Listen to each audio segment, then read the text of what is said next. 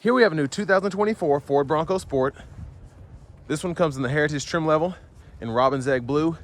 And then we have the Navy Pier plaid cloth interior. For the powertrain, we get a 1.5 liter EcoBoosted 3-cylinder engine, made it to an 8-speed automatic transmission.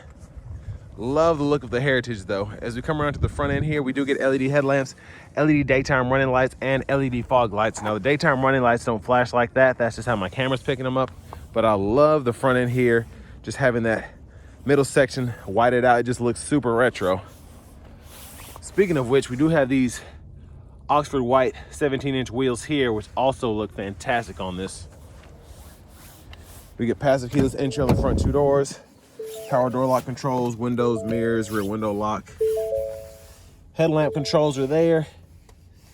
And then we do have a manual tilt telescoping steering wheel.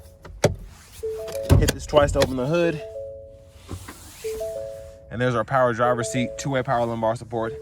And again, I love this plaid interior here. It looks fantastic.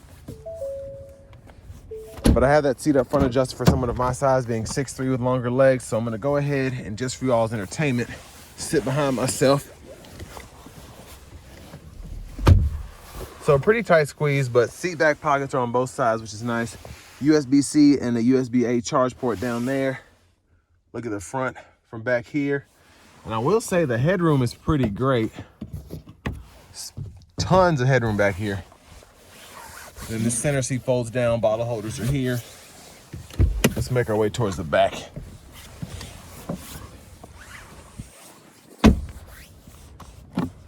An easy fuel here. We do have LED tail lamps as we come around to the back, but I believe it's just the outer housing. I think the bulbs, like the brake lights and turn signals and whatever, are not LED. But rear parking sensors integrated in that bumper there. Tow hitch, look underneath the vehicle. So we do get that dual exhaust. And then we can either hit this button here, pop the glass if you want to, or hit this one on the right side, opens the whole door. So pretty interesting setup here. So we can use this as kind of like a tray if you want to measure something or whatever. And then I do like this feature. You can hit this button and it toggles the light back here. I believe it's the one. Yeah, it's these right here. Turns that on. And these hooks, you can kind of hook on there, either side, 12 volts. And then actually pretty decent space back here. If this were out of the way, you'd have tons of room. And then your spares underneath there.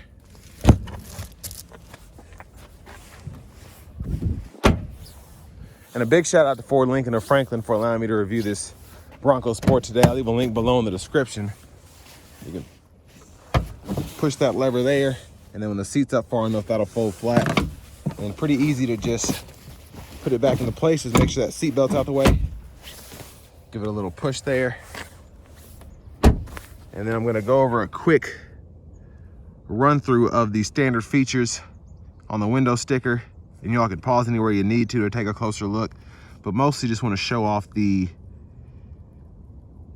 options here, which gets you to that sticker price of $37,970, which actually to me doesn't seem that bad. You do get a 4-wheel drive system and you have a 3-cylinder turbo engine, 8-speed automatic, but still pretty usable for the target market, I think.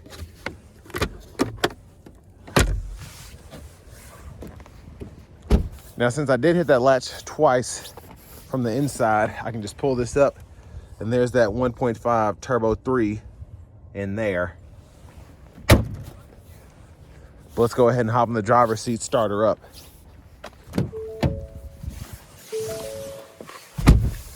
Now, I'm not sure if this is ActiveX or actual leather. It feels like ActiveX, but the steering wheel is wrapped in. There's a horn there. So pretty quiet start there. I don't even know if you all could hear it. But over here to the radio, AM, FM, XM, Bluetooth.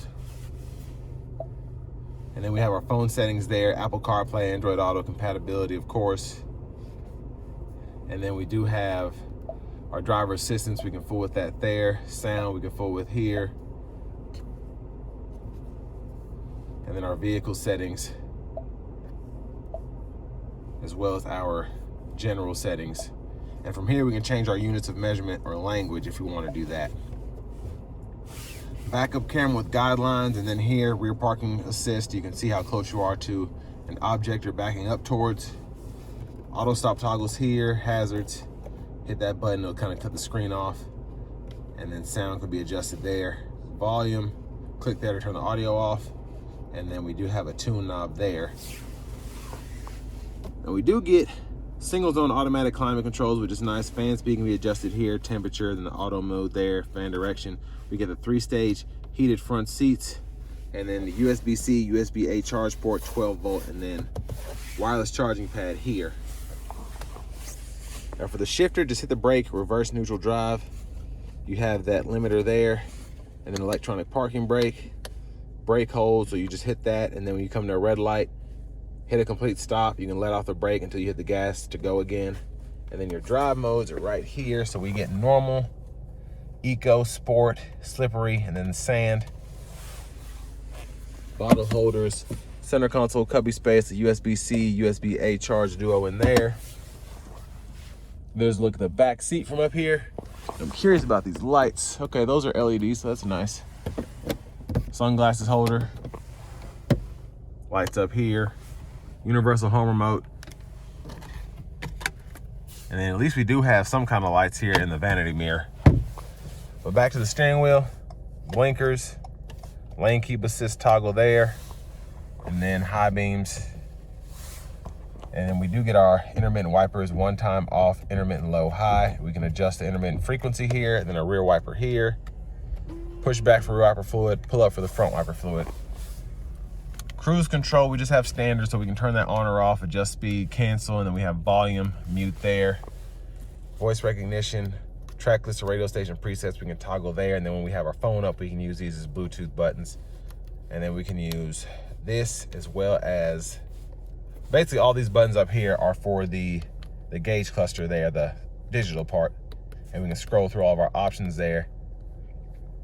And then within each menu, we can kind of fool with certain things when applicable. Push button starts there.